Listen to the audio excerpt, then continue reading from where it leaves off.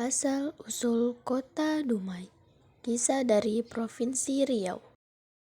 Pada zaman dahulu kala, di daerah Dumai terdiri sebuah kerajaan bernama Sri Bunga Tanjung.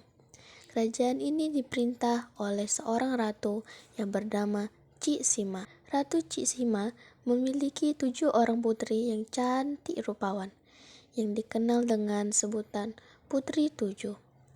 Dari ketujuh putri tersebut, putri bungsulah yang paling cantik. Namanya Mayang Sari. Putri Mayang Sari memiliki keindahan tubuh yang sangat mempesona. Kulitnya lembut, wajahnya elok berseri bagaikan bulan purnama. Bibirnya merah bagaikan delima, dan rambutnya yang panjang terikat terurai bagaikan mayang. Karena itu, sang putri juga dikenal dengan sebutan Mayang Terurai. Suatu hari, ketujuh putri itu sedang bermain di lubuk sarang Umay. Mereka asyik berendam dan bercanda gurau di sungai tersebut. Mereka tidak menyadari ada seorang yang sedang mengamati mereka. Ia adalah Pangeran Empang Muala yang kebetulan melewati sungai tersebut. Sang pangeran terpesona melihat kecantikan salah satu putri yang tak lain adalah Mayang Sari. Rupanya, sang pangeran jatuh cinta kepada sang putri, Mayang Sari. Pangeran pun berniat untuk meminangnya. Beberapa hari kemudian, sang pangeran mengirim utusan untuk meminang putri Mayang Sari. Utusan tersebut mengantarkan tepak sirih sebagai pinang adat kebesaran raja kepada keluarga kerajaan Sri Bunga Tanjung. Pinang itu pun disambut baik oleh Ratu Cik Sima. Sesuai adat yang berlaku di kerajaan Sri Bunga Tanjung, pihak perempuan harus memberi balasan pinang dari Pangeran Empang Muala. Ratu Cik Sima mengisi pinang dan gambir pada combol yang paling besar di antara 7 combol yang ada di tepak itu. 6 combol lainnya sengaja tak diisinya sehingga tetap kosong. Adat ini melambangkan putri tertualah yang berhak menerima pinangan terlebih dahulu. Mengetahui pinangan pangerannya tidak sesuai dengan diharapkan, utusan tersebut ketakutan menghadap kembali kepada sang pangeran. Sang pangeran marah, dan sang pangeran tidak peduli lagi dengan adat yang berlaku di negeri Sri Bunga Tanjung. Amarah yang menguasai hatinya tak bisa dikendalikan lagi. Sang pangeran pun segera memerintahkan para panglima dan prajuritnya untuk menyerang kerajaan Sri Bunga Tanjung.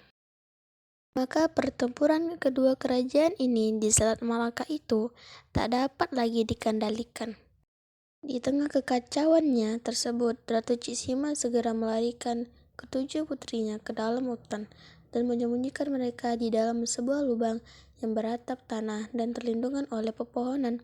Dan tak lupa pula Ratu memberi makan kepada mereka. Setelah itu pun Ratu kembali ke kerajaan untuk mengadakan perlawanan terhadap Pangeran Empang Muala. 3 bulan berlalu, namun pertempuran kedua kerajaan ini tak kunjung usai.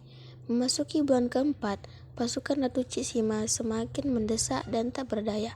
Akhirnya negeri Sri Bunga Tanjung kalah peperangan.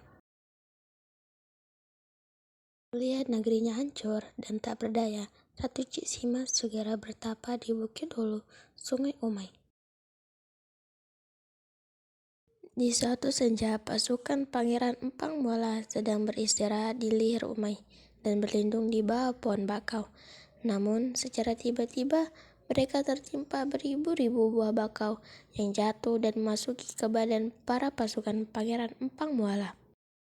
Tak sampai separuh malam, pasukan Empang Muala dapat dilumpuhkan. Pada saat pasukan tak berdaya, datanglah utusan Ratu Cik Sima menghadap Pangeran Empang Muala. Dan utusan tersebut membilang, "Sadarlah pangeran, engkaulah yang memulai peperangan tersebut." Pangeran langsung memerintahkan pasukannya agar segera pulang ke negeri Empang Muala. Setelah Pangeran Empang Muala kembali dengan pasukannya, keesokan harinya Ratu Cik Sima mendatangi segera tempat tersembunyiannya ketujuh putrinya di dalam hutan. Namun alangkah terkejutnya Ratu Cik Sima karena ketujuh putrinya sudah dalam keadaan tak bernyawa. Mereka meninggal karena haus dan lapar. Ternyata Ratu Cisima lupa kalau bekal yang disediakan hanya cukup untuk 3 bulan. Akhirnya, karena tidak kuat atas kematian 7 putrinya, maka Ratu Cisima pun jatuh sakit dan tak lama kemudian meninggal dunia. Sampai kini pengorbanan 7 putri itu tetap dikenang dalam sebuah lirik yang berjudul Putri 7.